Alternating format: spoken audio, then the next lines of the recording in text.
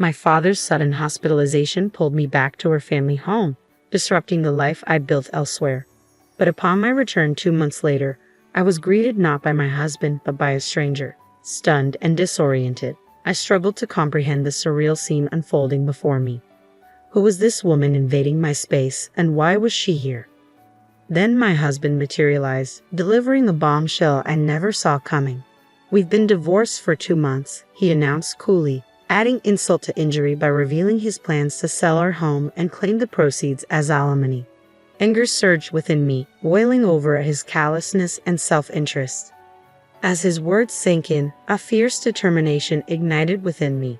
"You have no idea what's coming," I seethed silently, vowing to reclaim control of my life. I'm Kathy, aged 42, and it's been 3 tumultuous years since I hurried into marriage on the cusp of 40. The once blazing flame of our love has dimmed to a mere flicker, overshadowed by the drastic changes in my husband, Bob, once the epitome of kindness. His transformation is staggering, leaving me yearning to scream out my frustration to the world. Just leave him, right? You might assume it's that simple, but for me, it's far more complicated. There's a reason I can't bring myself to walk away. My father, living alone back home, I can't bear the thought of burdening him with worry. My mother passed away before I even found love, let alone marriage, depriving her of the joy of grandchildren. Saying my final goodbyes to my mother without any significant news to share left a lasting mark on me. I couldn't bear to add to my father's concerns. Divorce isn't just about me, it's about sparing him unnecessary pain. Besides, I'm not particularly attractive or outgoing. Who would want a divorced woman in her 40s? If I end things, it's game over. So I resign myself to endure, repeating this mantra to quell any thoughts of leaving. Despite both my husband and I being full-time employees with similar incomes and work schedules, he acts as though he's the sole provider of our lifestyle. From the beginning of our marriage, he's assumed the role of the master of the house. "Where's my dinner? Why isn't it ready?" he demands upon my arrival home. "I've just walked in too. If you're hungry, why not help out?" I respond. "Why should I, a man, have to pitch in? Who do you think affords this lifestyle?" he retorts. Using gender as an excuse? That's outdated. Are people still making such chauvinistic remarks these days? I find myself constantly at odds with my husband, Bob, unable to contain my frustration. His responses to me are consistently patronizing, and this cycle has persisted for about a year now, with Bob's attitude only deteriorating. I've long ceased yearning for the way things used to be between us. To minimize our time together, I make a concerted effort to stay out on weekends and take breaks whenever possible. Being home with Bob, even on my days off, feels stifling. Thankfully, as long as I keep up with the housework, Bob remains silent on that front, a small silver lining in my unfortunate situation. Lately, I've taken to spending my days off exploring various cafes I've researched during the week, finding solace in their ambience and losing myself in books. Bob's been arriving home late on Fridays lately, seemingly burdened with tasks tied to his recent promotion. Capitalizing on the opportunity, I decided to take a detour on my way home from work at Friday. I stopped at the library to borrow some fresh reads for the weekend and swung by the supermarket to replenish our dwindling food supplies. With Bob likely still at work, I took my time browsing the aisles before finally heading home. However, upon my arrival, I was greeted by the unexpected sight of Bob landing on the couch, jacket discarded, and engrossed in the television. His blatant laziness drew an exasperated sigh from me. Catching sight of me, he grumbled, "Hurry up and get dinner ready. How long do you expect me to wait? It's unusual to find you home on a Friday. I thought you'd be working late. Work finished early today. Now, get dinner on the table and run my bath." Suppressing my irritation, I made my way to the kitchen. As I worked on dinner, I took breaks to tidy up the bathroom. Just as the meal was nearing completion, my phone rang, cutting through the noise of the television and drawing a frown from Bob. Without a word, he shot me a pointed glare, silently urging me to answer quickly. With a sense of urgency, I answered the call to hear a doctor on the other end informing me that my father had been rushed to the hospital. He requested my presence for a discussion on his condition. "I'm on my way," I assured the doctor, even as Bob, still fixated on the TV, rumbled indistinctly. "Hey, what about dinner?" he interjected. "My dad's been hospitalized. I need to go," I replied, incredulous at his lack of concern. "What about my dinner?" he persisted. His disregard for my father's situation was infuriating. For once, can you handle things on your own? Dinner's ready. Help yourself, I retorted, unable to conceal my frustration. Frustrated beyond measure, I couldn't contain my anger, and he responded with a burst of fury, his veins visibly pulsating. What's with the attitude? Just because he's in the hospital doesn't mean you have to make such a scene.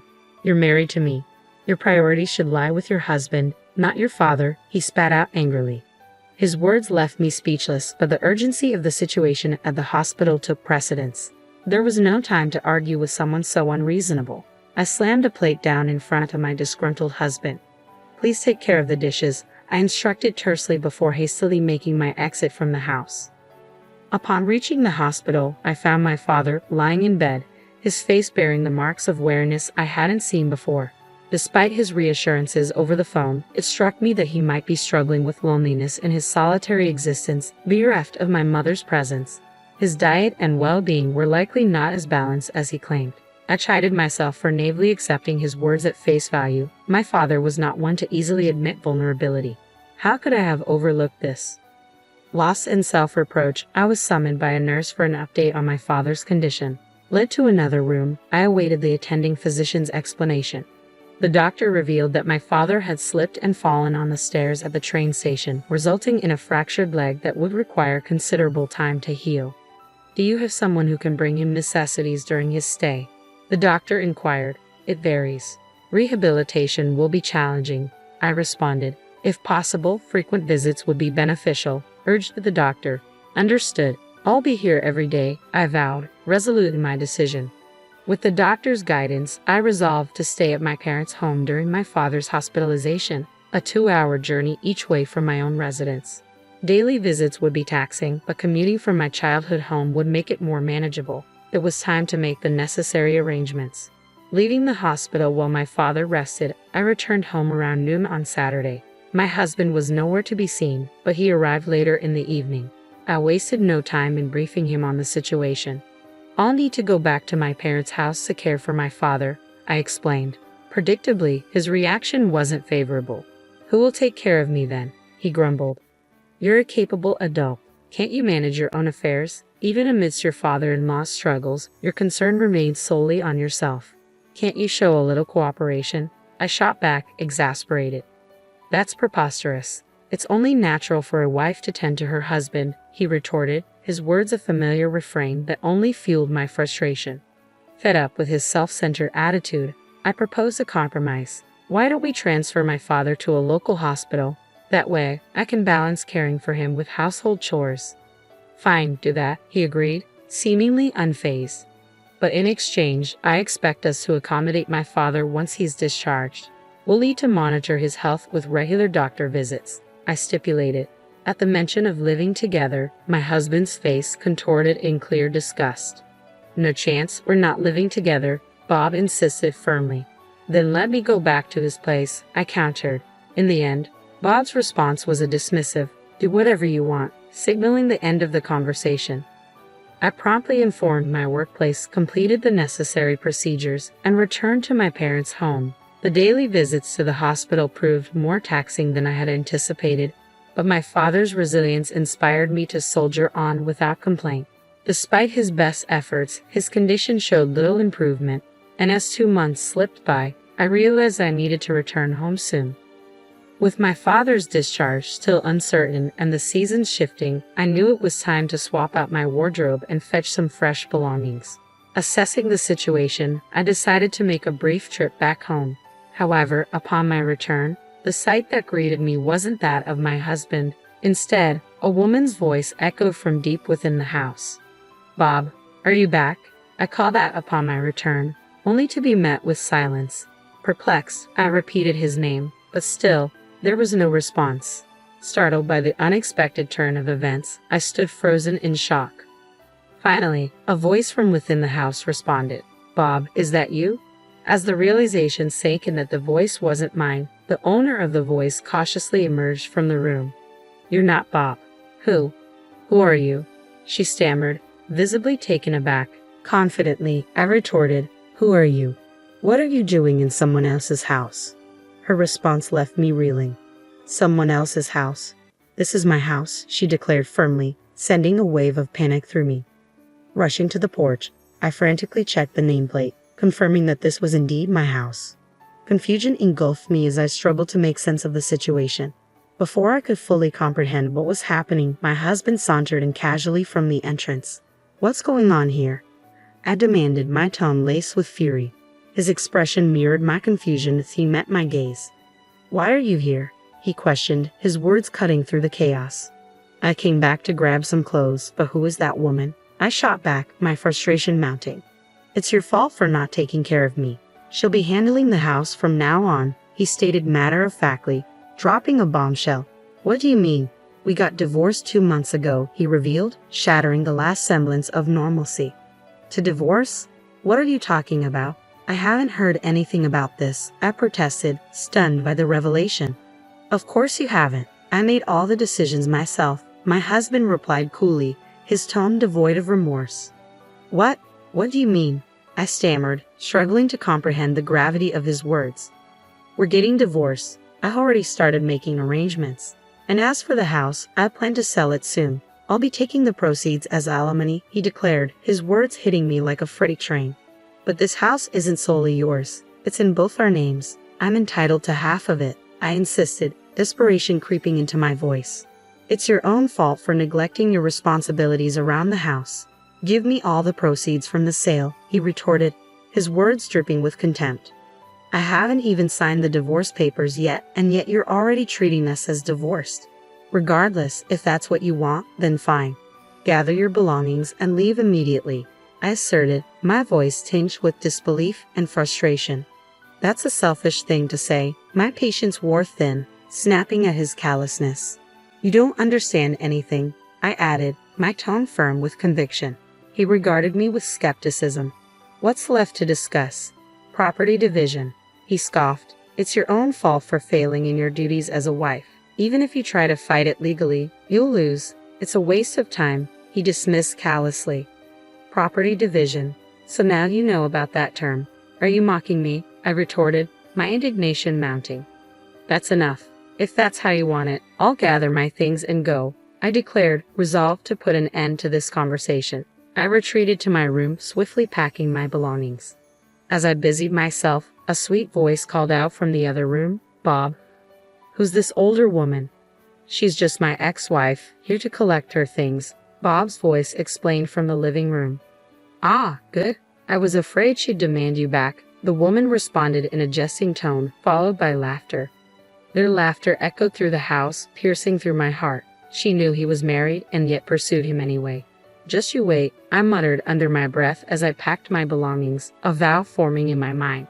Returning to my parents' home with my belongings, I wasted no time. I visited the local office and then sought out a detective agency to request an investigation into his infidelity. There was much to be done, and I braced myself for the busy days ahead.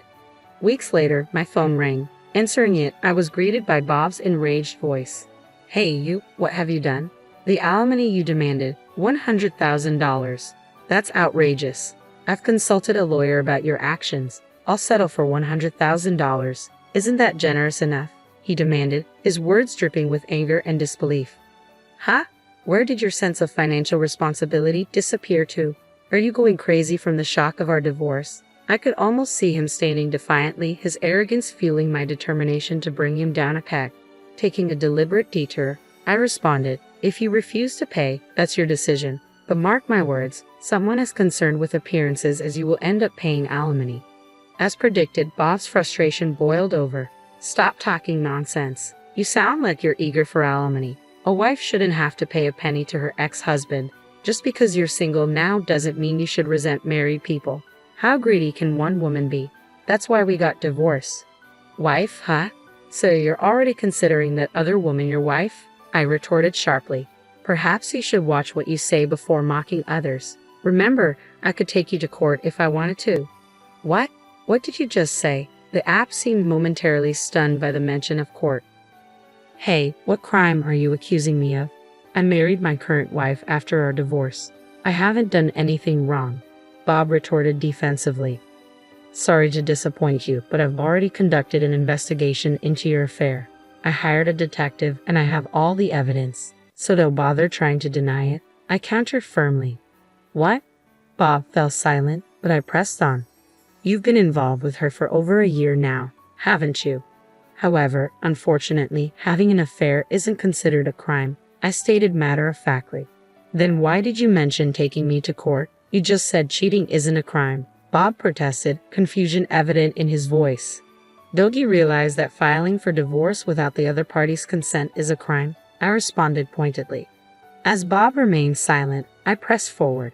What you did amounts to forgery of a legal document, a serious offense. Did you really think that wouldn't catch up with you?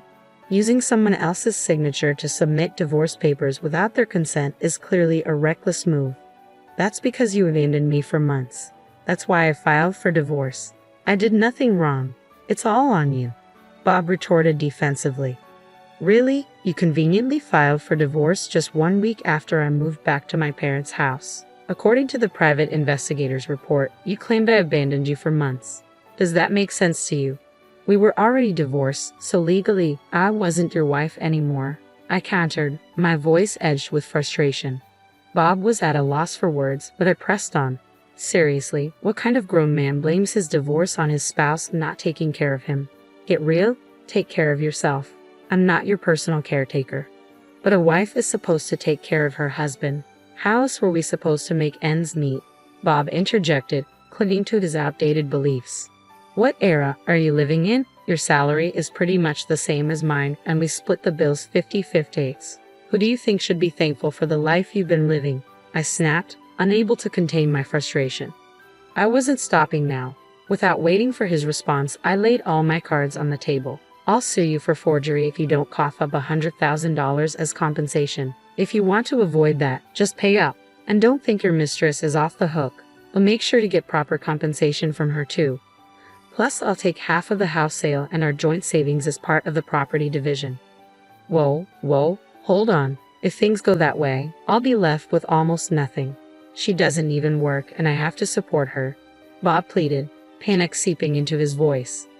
Do you think I care? I can sue you for forgery and for infidelity. Should I just do both if you're going to keep whining? I threatened. Fear evident in his silence, Bob abruptly hung up. Always concerned about his public image, he chose to pay the compensation without taking it to court. He ended up having to pay the compensation claims from his mistress as well. Between the property division and the compensation for his mistress, Bob was left with nothing. He struggled to make ends meet, living each day on the edge. To make matters worse, word of his affair spread at his company, subjecting him to uncomfortable stares and judgmental whispers from his colleagues. Unable to quit his job, Bob began to vent his frustration on his new wife. Their once loving relationship quickly deteriorated, devolving into constant arguments. Their relationship was now reportedly at its worst. Meanwhile, I requested a transfer to a branch near my parents' house. My father was discharged from the hospital without any complications, and we settled into a peaceful life together. I am committed to showing my filial piety by taking good care of him from now on.